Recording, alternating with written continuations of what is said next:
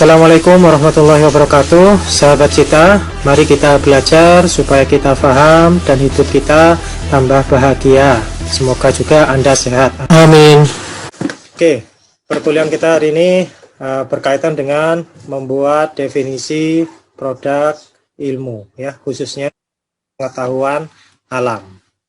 Apa saja yang akan dibahas? Yang pertama berkaitan dengan komponen ilmu, sedikit mengulang sebelumnya, lalu arti definisi dan jenis definisi yang realis. Nah, jadi sebelum membuat definisi kita tentu harus mengetahui apa arti definisi itu sendiri, ya. Lalu kaidah penyusunan definisi yang benar tentunya, ya. Lalu yang keempat, mendefinisikan produk IPA, fakta, konsep, prinsip, hukum, dan teori. Lalu membedakan juga fakta, data, dan informasi. Logiko, hipotetiko, dan verifikatif. Ya, logiko, hipotetiko, dan verifikatif. Nanti secara lebih mendalam tentang sikap ilmiah, insya Allah minggu depan, ya, bersama Profesor Suyono. Ya. Atau kalau mau lebih dulu, ya, mungkin bisa dilihat dari channel YouTube saya, ya, Cita. Itu sudah saya buat video tentang sikap ilmiah dan lagu untuk menghafalnya, ya. Sebenarnya proses ilmiah atau metode itu dalam pengembangan ilmu, epistemologinya itu tidak sekedar metode ilmiah. Ada metode deduktif atau metode teoritis, ya, yang menggunakan logika, cara berpikir yang benar. Nah, itu bisa menghasilkan atau bisa mengembangkan ilmu. Yang kedua, menggunakan metode observasi, ya, pengamatan. Jadi mengamati sesuatu tanpa dilakukan perlakuan, ya. Dan yang ketiga, menggunakan metode eksperimen. Nah, kalau eksperimen ini juga pengamatan tapi dengan perlakuan. Nah, misalkan eksperimen itu bagaimana pengaruh, ya. Nah, kalau lihat film Popeye, ya, misalkan demikian, ya, bagaimana pengaruh bayam terhadap kekuatan tubuh. Nah, misalkan, wah, kok saya nggak percaya, ya, dengan film tersebut. Nah, Anda bisa meneliti bagaimana pengaruh bayam terhadap kekuatan tubuh. Nah, jadi bisa makan sepiring bayam, ada yang 2 piring, terusnya, bagaimana pengaruhnya terhadap kekuatan tubuh. Atau kalau di bidang kimia, ya, misalkan bagaimana pengaruh katalis, ya, katalis,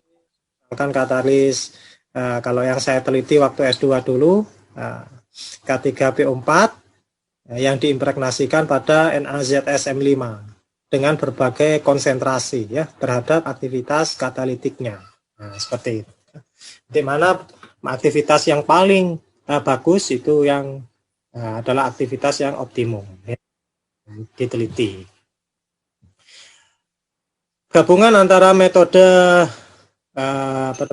metode deduktif atau teoritis dengan metode eksperimen itu menghasilkan metode ilmiah. Metode yang keempat itu adalah metode komputasi, ya, metode komputasi. Jadi ada 4 metode, tapi yang paling umum ini merupakan gabungan, ya, metode ilmiah, metode teoritis digabung dengan metode eksperimen. Nah, hari ini khusus berkaitan dengan produk ilmiah. Yang pertama adalah fakta. Nah, nanti apa definisi fakta dan lain sebagainya, insya Allah dibahas tuntas hari ini, ya. Walaupun belum tuntas, berarti Anda bisa mencari lebih dalam lagi, ya. Produk yang kedua apa, teman-teman? Ada itu, Pak, konsep. Apa? Konsep, Pak. Oke, alhamdulillah, konsep. Lalu setelah konsep, prinsip. Oke. Yang keempat, Teori. Hukum. Nah, Dan terakhir hukum. Teori, Pak. Hukum dulu, baru Teori. urutannya seperti ini. Ini berdasarkan kalau ke bawah, makin ke bawah ini makin ya, makin ke atas ini makin realistik ya, berhubungan dengan fakta real, keadaan sebenarnya ya. Kita akan membuat definisi ya, definisi untuk masing-masing produk IPA tersebut. Tentunya untuk membuat definisi fakta, konsep, prinsip dan sebagainya, kita juga harus tahu apa itu definisi dan bagaimana kaidah-kaidah definisi. Sebelumnya sudah saya beri tugas yang paling mudah ya, tugas membaca. Nah, sudah dilakukan teman-teman? Membaca. Sudah, Pak. Sudah, Oke, Pak. alhamdulillah. Tugas membaca ini untuk memberi bekal kepada Anda supaya Anda punya pengetahuan berkaitan dengan definisi-definisi ini. Oke, sehingga mudah dalam memahaminya ya. Oke, silakan. Fakta itu apa? Ada yang bisa jawab? Saya, Pak. Saya, Pak. Oke, silakan. Menurut saya, fakta itu suatu yang dapat dilihat secara nyata, terus bentuknya juga dapat dijelaskan, dan sudah dikonfirmasi secara objektif. Oke, bisa dilihat secara nyata di indera. Nah, ini menurut teman-teman Anda, Elvira, ini adalah fakta. Oke, saya belum membenarkan ataupun menyalahkan. Nanti kita di belakang kita coba hari ini belajar secara deduktif ya. Saya membuat materi ini secara deduktif, artinya saya mengambil dari kajian-kajian ilmiah, saya buat kesimpulan dari literatur-literatur yang ada tersebut. Oke, lalu konsep, silakan yang lain. Ada yang bisa konsep? Saya mau coba, Pak. Oke, silakan. Ya, menurut saya konsep itu suatu ide yang mempersatukan fakta-fakta yang ada di alam. Atau dengan kata lain, penghubungan antara fakta yang saling berhubungan. Oke, ide-ide tentang fakta-fakta di alam. Ya. Oke, next, prinsip, silakan. Alhamdulillah sudah bisa jawab semua, tapi jawabannya benar atau salah nanti kita coba justifikasi ya. Oke, prinsip teman-teman. Izin menjawab, Pak. Oke, silakan. Setahu saya, prinsip sendiri itu adalah generalisasi dari hubungan antara konsep yang satu dengan konsep yang lainnya itu dalam satu topik. Jadi konsepnya itu berhubungan antara konsep A dengan konsep B itu menjadi sebuah prinsip. Misalnya prinsip kerja Pegas itu kan dari konsepnya Pegas itu bagaimana, terus ditinjau dari konsep regangannya bagaimana, seperti itu, Pak. Oke, nah, luar biasa sudah bisa mengungkapkan pernyataan ya. Jadi pernyataannya benar atau salah kita coba lihat nanti ya. Next, hukum. Oke, Saya, Pak. Oke, silakan. Jadi menurut saya, hukum itu adalah prinsip-prinsip yang sudah diterima, meskipun sifatnya bersifat tentatif. Hukum ini bersifat kekal karena mengalami pengujian yang lebih dibandingkan dari prinsip. Oke, apakah hukum itu kekal dan bisa itu digantikan oleh hukum yang lain? Nah, kita coba lihat lagi nanti ya. Next. Oke, sudah bisa jawab ya. Saya, Pak. Teori. Oke, silakan. Menurut saya teori itu adalah suatu. Oke, yang laki-laki dulu masuk dulu, silakan. Ya, menurut saya teori adalah suatu pendapat yang dicetuskan oleh seseorang ahli pada bidangnya yang kemudian berdasarkan dari fakta-fakta pengalaman baik secara empiris ataupun mungkin rasional. Oke, ya. Apakah bisa teori itu dari empiris, bisa juga dari rasional? Nah, kita coba lihat nanti. Oke, kita lanjutkan dulu ya. Definisi. Nah, kita bahas arti definisi itu sendiri ya. Karena kalau nggak tahu arti definisi, kita akan kesulitan untuk mendefinisikan yang lain ya, mendefinisikan konsep dan lain sebagainya. Secara leksikal, secara katanya, definisi itu berarti pembatasan. Artinya menentukan batas-batas pengetahuan yang terkandung dalam istilah tertentu, sehingga jelas apa yang dimaksudkan dan dengan demikian dapat dibedakan dengan pengertian-pengertian lain, ya.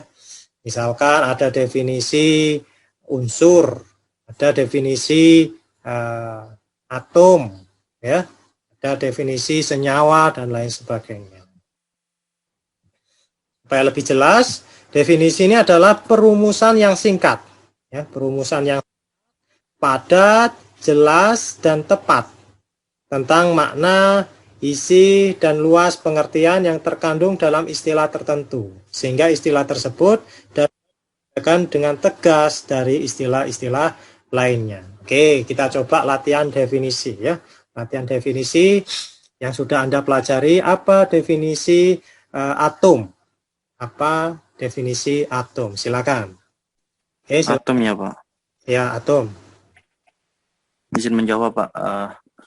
Silakan. Atom kan menurut saya berdasarkan pengalaman atau empiris dari yang saya baca di buku itu kan dijelaskan awal kali oleh sebelumnya Socrates, Socrates, Leukipos atau siapa ya, Pak, itu dijelaskan bahwa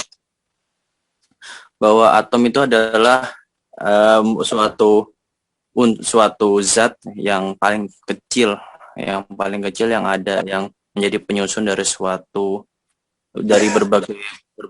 berbagai substansi yang ada di kehidupan. Oke, suatu yang paling kecil, ya, suatu yang paling kecil. Adakah yang lebih kecil dari Elektron. elektron? Jadi batasan sesuatu yang paling kecil itu sudah benar atau enggak, atau perlu diberi batasan yang lain, ya? Silakan, mungkin ada jawaban yang lain. Tadi memang batasan, ya. Nah, sesuatu yang paling kecil, nah itu atom, ya. Oke, tapi definisi dulu, ya. Dulu ketika zamannya Demokritus itu sudah ada istilah atom, ya. Berapa ratus tahun sebelum Masehi itu sudah ada definisi atom. Sebelumnya juga ada unsur penyusun materi, ya. Unsur penyusun materi itu sebagaimana avatar. Ada air, tanah, lalu udara dan api. Nah, seperti itu. Oke, silakan. Definisi atom yang lain mungkin. Izin menambahkan mungkin. Oke. Siapa ini? Gati Nur. Gati, tadi siapa ada Gati? Elvira Samar Ahmad Misbah Sururi tadi Kak bersama. Oke, silakan. Elvira. Dulu ya Kak, ya Kak. Menurut saya, kalau yang saya pelajari dari dulu itu, Pak, atom itu satuan dasar materi yang paling terkecil yang dikelilingi oleh elektron, dan pada inti atom itu terdapat protonnya, Pak. Oke, ya. Sebutkan seperti itu. Satuan terkecil dari apa atom itu kira-kira? Dari materi? Dari sebuah materi. Materi itu masih luas, ya. Materi kan, yang ke materi itu kan sesuatu yang mempunyai massa dan menempati ruang. Nah, ini kan sangat luas materi. Materi itu bisa berarti unsur, bisa juga senyawa, bisa juga campuran. Nah, kalau atom sendiri itu terkecil dari apa? Unsur. Nah, berarti definisi yang benar, atom adalah satuan unit terkecil dari sebuah unsur yang memiliki elektron dan inti atom, di mana elektronnya mengitari intinya dengan membentuk sebuah orbital. Oke. Apakah demikian? Nah, jadi atom ini adalah bagian terkecil dari unsur yang masih memiliki sifat unsur tersebut. Ya, kalau tadi disebutkan ada lebih kecil dari atom itu elektron, neutron, dan proton, tapi sifatnya itu beda dengan atom itu sendiri. Ya, misalkan Pak Sami, ya, Pak Sami itu mulai dari ya seluruh tubuh ini ya sebagaimana Anda lihat ini Pak Sami. Misalkan dipotong rambutnya, oh alhamdulillah ya, ini rambut saya juga barusan dipotong ya. Apakah rambut saya yang dipotong itu adalah Pak Sami? Bukan ya. Nah, Pak Sami itu ya seluruh bagian tubuhnya itu adalah Iya, Pak. Oke. Nah, kalau unsur itu adalah zat murni yang tidak bisa apa namanya? Zat murni yang paling sederhana ya. Unsur itu zat murni yang paling sederhana. Zat murni sendiri itu ada berupa unsur, ada berupa senyawa. Nah, oke, itu tadi contoh definisi dari atom dan unsur. Kalau yang paling kecil dari senyawa apa namanya, teman-teman? Molekul mungkin, Pak. Molekul. Kok nggak yakin gitu ya? Molekul. Nah, nggak mungkin lagi. Molekul ya. Kalau bagian terkecil dari namanya campuran. Senyawa. Nyawa. Nah, senyawa-senyawa penyusunnya ya. Mohon maaf, bukan senyawa. Molekul-molekul penyusunnya. Bagian terkecil dari campuran itu molekul penyusunnya ya. Kalau senyawa itu sendiri kan ini bisa gabungan antara beberapa atom, dua atau lebih atom dengan perbandingan tertentu ya. Nah, seperti itu. Oke. Membedakan fakta, konsep, prinsip, hukum, dan teori dengan tegas, kita buat definisi yang realis ya, definisi yang realis. Apa itu definisi yang realis? Nah, ini ya, kalau realis sendiri itu masuk akal ya. Jadi kita berusaha memberi keterangan tentang hakikat suatu istilah sehingga jelas apa sebenarnya pengertian yang terkandung dalam istilah yang didefinisikan itu. Oke. Definisi, jadi ada beberapa jenis definisi realis ya. Yang pertama adalah definisi esensial, merupakan definisi in sensu stricto dalam arti yang sebenarnya. Dia memberikan keterangan tentang sifat khas dari yang didefinisikan. Nah, nanti dari sifat yang paling esensial dari fakta-fakta tersebut nanti menghasilkan konsep. Ya. Di dalam konsep sendiri itu ada nama konsep, definisi, ciri, dan contoh. Nah, ini insya Allah akan dipelajari 2 minggu lagi ya, ketika kita membangun konsep. Ya, nah, ketika kita membangun konsep dari fakta-fakta yang ada. Berarti kalau kita belajar dari fakta untuk mencapai suatu simpulan, kemarin dinamakan berpikir apa teman-teman? Logis. Induktif, betul ya, induktif. Jadi kalau kita belajar dari suatu fakta, kenyataan, hal-hal yang khusus untuk kita tarik suatu kesimpulan yang bersifat umum, berarti itu adalah induktif. Oke. Lalu ada lagi definisi deskriptif. Nah, deskriptif ini adalah memberikan keterangan tentang sifat-sifat yang dimiliki oleh hal yang didefinisikan sedemikian rupa sehingga kumpulan sifat-sifat itu mencakup, membedakan hal yang didefinisikan itu dengan hal-hal yang lain. Nah, jadi diceritakan atau diberi keterangan berkaitan dengan konsep yang mau didefinisikan. Ya. Nah, biasanya yang didefinisikan ini adalah konsep. Dari fakta itu nanti dibuatlah suatu konsep. Lagi definisi yang lain yaitu definisi kausal. Ya, memberikan keterangan dengan menunjukkan sebab atau alasan kausa terjadinya hal yang didefinisikan. Nah, misalkan ada yang mendefinisikan kecelakaan adalah suatu kejadian yang diakibatkan mengendarai dengan tidak tidak sesuai dengan aturan atau ugal-ugalan, misalkan ya, ada yang mendefinisikan demikian ya, itu kausal ya, sebab atau alasan. Next, definisi final. Ini memberikan keterangan dengan menunjuk tujuan dari hal yang didefinisikan. Maksud tujuan dari hal yang didefinisikan. Misalkan ya, agama misalkan ya. Tapi saya ini belum memberikan yang saya beri contoh ini belum tentu benar ya. Nah, jadi Anda ragukan, Anda ikuti sarannya René Descartes ya, ragukan ya. Agama misalkan, agama adalah jalan bagi seseorang untuk mencapai ridho dari sang pencipta dan supaya bisa masuk surga. Nah, ada tujuannya ya. Nah, misalkan demikian.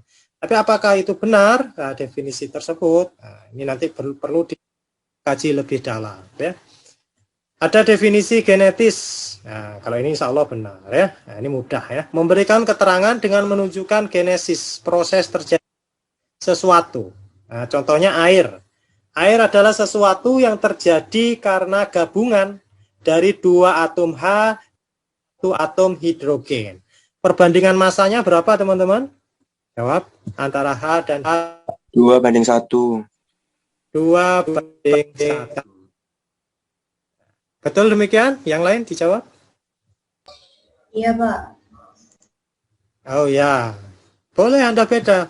Yang saya tanyakan adalah perbandingan massa antara atom hidrogen dan oksigen. Oke, dijawab? Oh iya. 1:16, Pak.